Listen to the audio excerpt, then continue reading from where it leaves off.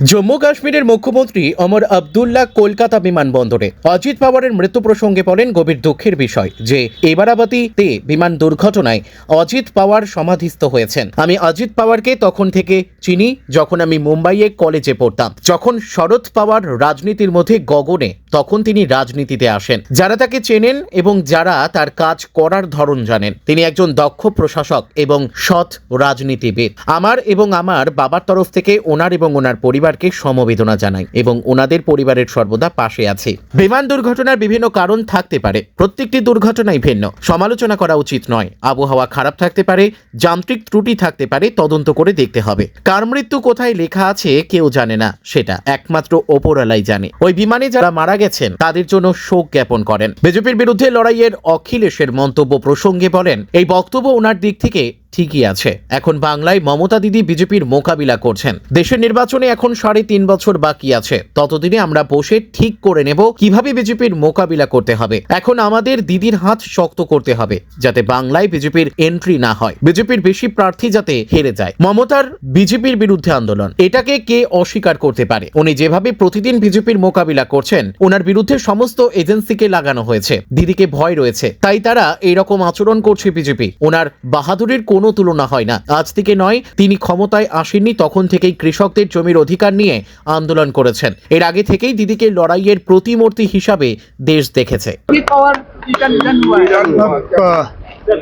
बड़े अफसोस की बात है, दिल्ली से निकलने से पहले ये खबर हमें पहुंची थी जहाज में कि बारामती में जहाज के क्रैश में अजीत पवार साहब की मृत्यु हो गई।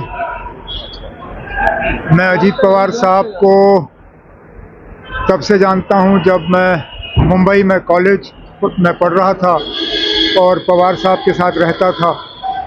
उन दिनों अजीत पवार साहब नए नए सियासत में शरद पवार साहब की मदद करने के लिए मैदान में उतरे हुए थे। तब से जो उनकी शुरुआत रही, हमेशा महाराष्ट्र के लोगों की उन्होंने सेवा और खिदमत करने की कोशिश की। जो लोग उन्हें जानते हैं और जिन्होंने उनका काम करने का तरीका देखा, वो ये जानते थे कि एक बहुत ही काबिल एडमिनिस्ट्रेटर के तौर पे जाने जाते थे और एक अच्छे पॉलिटिकल वर्कर। बहुत कम उम्र में उनकी मृत्यु हो गई है और मैं अपने तरफ से, अपने पिता, अपने वालिद के तरफ से पवार साहब को, सुप्रिया को, उनके तमाम ख़ानदान को इस मुश्किल घड़ी में हम अफसोस और ताज़ियत का इजहार करते हैं। लगातार जो प्लेन क्रैश हो रहे हैं, हम आए दिन देख रहे हैं, इसमें क्या कहेंगे? ना, अब हर एक प्लेन क्रैश का अलग अलग वजह। इस प्लेन क्रैश में क्या हुआ, अभी शायद हम में से किसी को इस पे टिप्पणी करनी नहीं चाहिए। इसमें तहकीकात हो, इंक्वायरी हो, उसके बाद पता चलेगा क्या जहाज़ में ख़राबी थी, क्या मौसम ख़राब था, कोई और वजह थी, आखिर देखते हैं। लेकिन मौत मौत है ना, किसकी मौत कहाँ लिखी हुई है, कैसे लिखी हुई है, ये आप और मैं नहीं जानते, ये सिर्फ ऊपर वाला जानता है।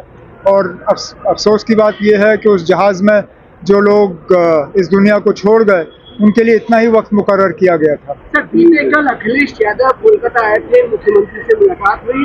उन्होंने कहा है कि बीजेपी के खिलाफ जो लड़ाई है, जो एक संगठन है, उसकी मुखिया ममता बनर्जी बन सकती है, वही बीजेपी को चैलेंज कर सकती है। आप क्या कहेंगे? अब ये ठीक है,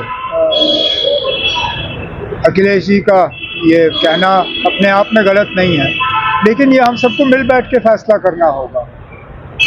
ये इन चीज़ों का फैसला, और वैसे भी अभी तो वेस्ट बंगाल में ममता दीदी ने बीजेपी का मुकाबला करना है।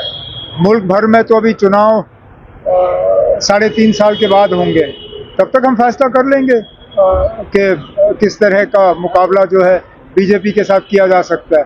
फिलहाल तो हमें दीदी के हाथ मजबूत करने चाहिए ताकि वेस्ट बंगाल में बीजेपी की एंट्री ना हो, यहाँ तक कि ज़्यादा से ज़्यादा उनके उम्मीदवार जो हैं वो इलेक्शन हार जाएं। सर, आप इत्तेफाक रखते हैं कि दीदी एक चेहरा है इस पूरे बीजेपी के?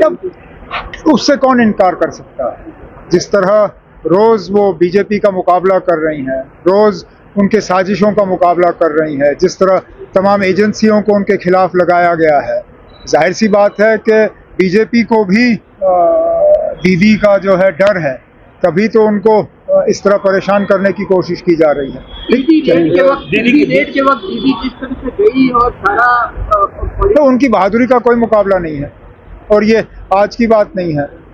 हुकूमत में आने से पहले भी जब उन्होंने किसानों की ज़मीनों के लिए एहतजाज किया, आंदोलन किया, उस वक्त भी, उससे पहले भी उनकी सारी सियासत जो है एक लड़ाई और मुकाबले की बुनियाद पर कायम हुई है।